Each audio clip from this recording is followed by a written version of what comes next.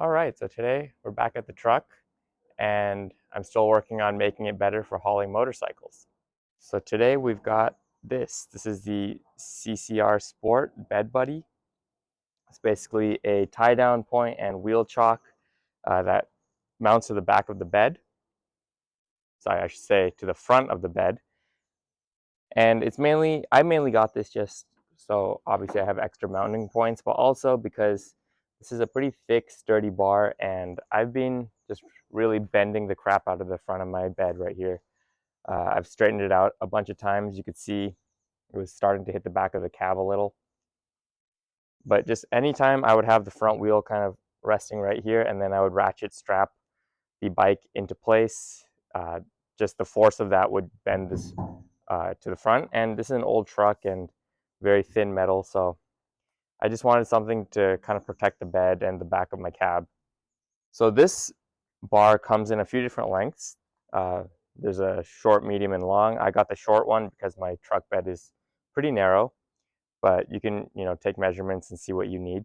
So the other reason I went with this CCR Sport version in particular is because they give you a few options to mount it. You can put a bolt through the bed itself and then mount it with these nuts in the back, but that requires you to kind of fish everything into this gap, you know, including your tools.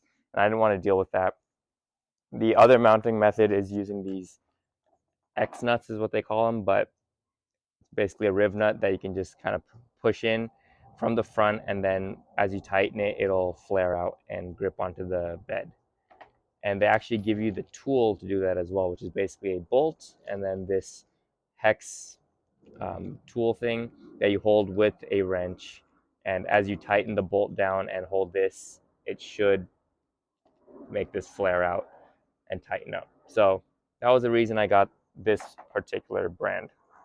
The other tools that you're going to need are measuring tape to mark your holes or to find your holes, and then the Sharpies to mark them. I've also got a center punch to help drill the hole, and then you're going to need a drill and drill bits. I think it says use a 5/16 inch drill bit, and then you might want to start with the smaller one as a pilot hole.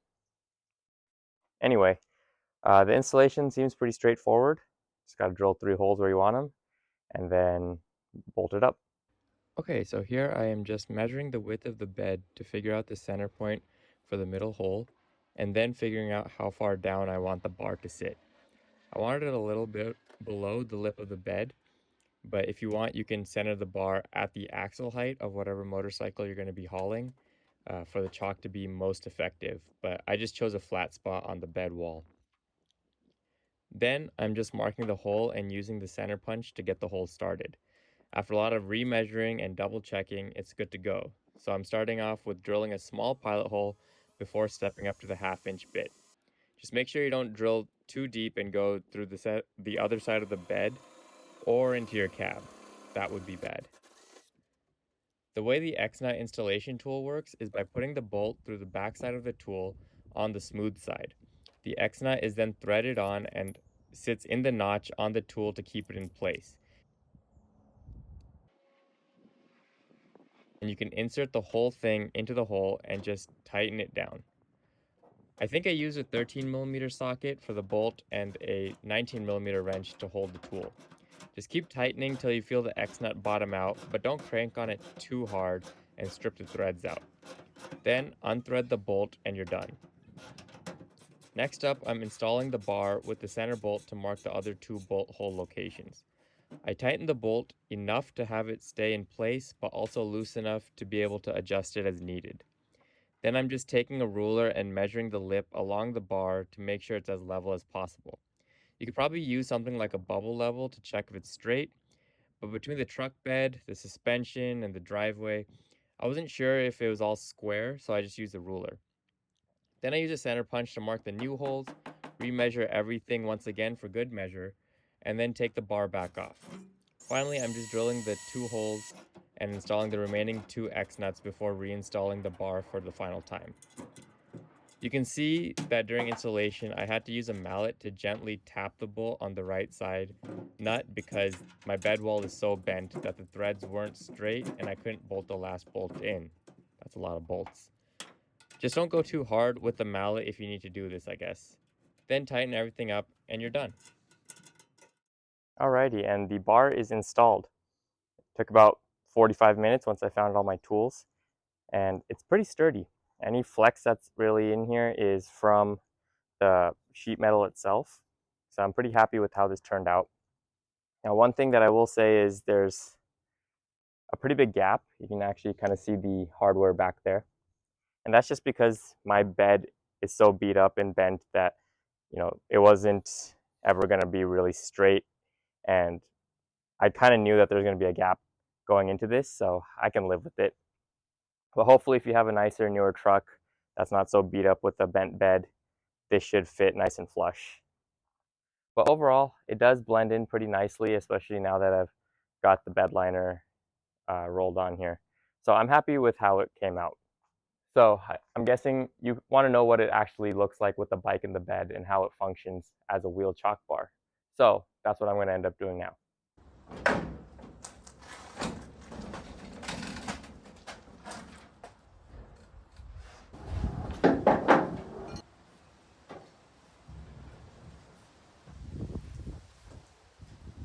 Alrighty, here's what it looks like with the bike in the back.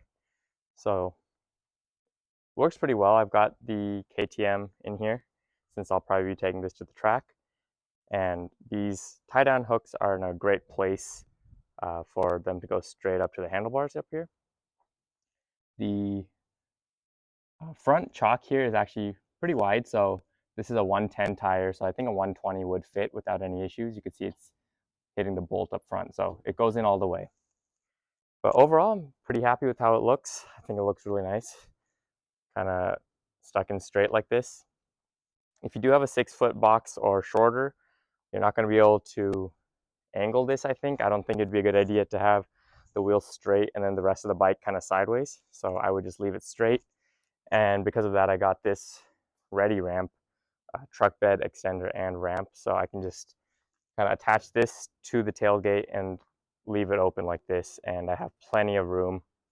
And I get a lot more space, in the back here as well. So I don't mind having to leave the tailgate down. So overall, pretty happy with how it looks. Also going to see if I can get the bike in the side over here.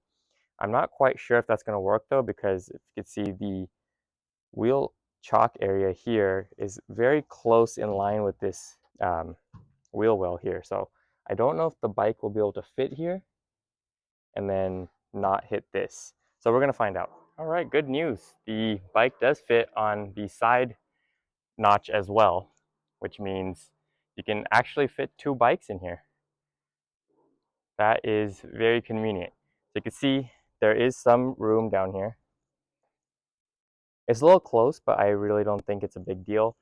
If I were to actually drive this right now, I would probably just put some straps around the back and just run it either back here or to the front. But using the side chocks here, I am using the point that's farthest away because it is kind of at a pretty steep angle here. So I'm not a huge fan of that, but in a pinch, I think, it could take 2 bikes with this bar, and that is super convenient.